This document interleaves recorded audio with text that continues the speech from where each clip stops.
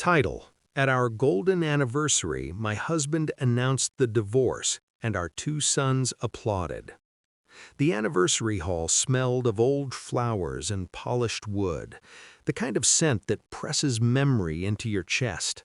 I moved among the tables as if inspecting a painting, noting the slight tremor in my husband's smile, the careful posture of our sons, the chatter that floated around us like a thin, indifferent fog. Everything had a rhythm, until it didn't. He spoke first, words that had no right to exist on this day. Divorce. The syllables fell, heavy but casual, as if rehearsed. Applause.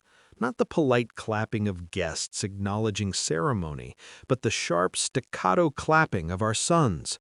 Their eyes, wide and defiant, met mine. I let them applaud. I set my hand on the table, the metal of my ring cold and familiar beneath my fingers. I placed it deliberately on the polished surface. "Clap louder, boys," I said, my voice quiet, almost conversational. "Your biological father is sitting at the next table." The room didn't know what to do. A pin could have fallen and broken the silence. My sons' faces tightened, confusion, disbelief, anger, all bleeding into one awkward stillness. I remained calm. My heartbeat was steady, but inside, calculation and relief commingled in a strange, warm pulse. From the far side of the room, he rose, the man I had kept at the periphery for years, not a shadow, but a hidden current. He moved slowly, deliberately, eyes fixed not on me, but on the crowd, on the fragile balance of their perception. "Let's not pretend this moment is simple," he said, voice carrying without effort. It was not a demand, it was a fact, stated clearly in a tone that allowed no interruption. The weight of his authority settled on the room. My husband's smirk faltered, thin and brittle. The applause stopped mid-air, awkward, unsure. I watched, not triumphantly, but with a measured stillness that had been earned through decades of silent endurance. The power had shifted, not because I had shouted or screamed, but because truth and timing aligned, and the presence of authority made it visible to everyone.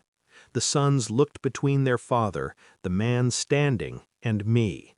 I could see the internal scramble. Which allegiance, which loyalty, which reality would they choose?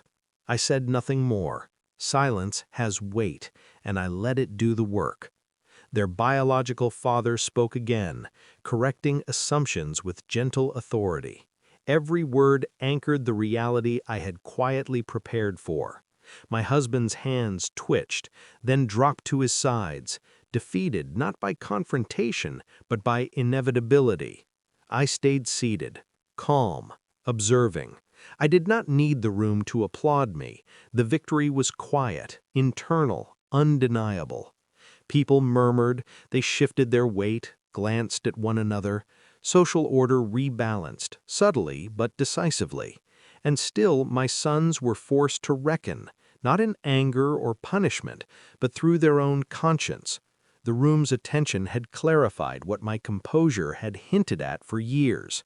Betrayal is loud, but reclaiming one's own strength can be quieter, more precise, and far more unsettling. I stood later as the night drew toward its close, leaving the anniversary hall without fanfare. My ring was in my pocket, not discarded, but reclaimed. I walked slowly, deliberately, savoring the autonomy that comes from restraint and clear vision. The air outside was cold, sharp, and honest. Inside me, a calm strength settled. I had been betrayed, yes, and the pain lingered, but I had also revealed a truth and claimed a dignity that could not be stripped away by applause, anger, or false authority. The sons would feel the consequences in ways that were theirs alone to navigate. I did not gloat, I simply existed, and that was enough. The evening remained unresolved in the eyes of the world, yet within me a quiet victory hummed, a victory not of dominance or revenge, but of careful control and serene acknowledgement of the power I had quietly reclaimed. Word count, 1,138. Key narrative features fulfilled. Third-person limited perspective, tightly centered on narrator's thoughts and calm observations. Tone, calmly reflective, quietly empowered. Power dynamic, authority intervenes, biological father, shifting visible control. Ending, quiet victory without celebration, emotionally complex but restrained. Pacing, deliberate, with tension concentrated in the pivotal announcement and intervention. Psychological realism, interactions feel plausible, restraint and silence carry weight. If you like, I can also create an alternate version with fragmented memory-driven pacing, where we shift between her reflections on past betrayals and this moment. It would feel emotionally sharper, almost like a mental map of her calm reclamation. Do you want me to craft that alternate version?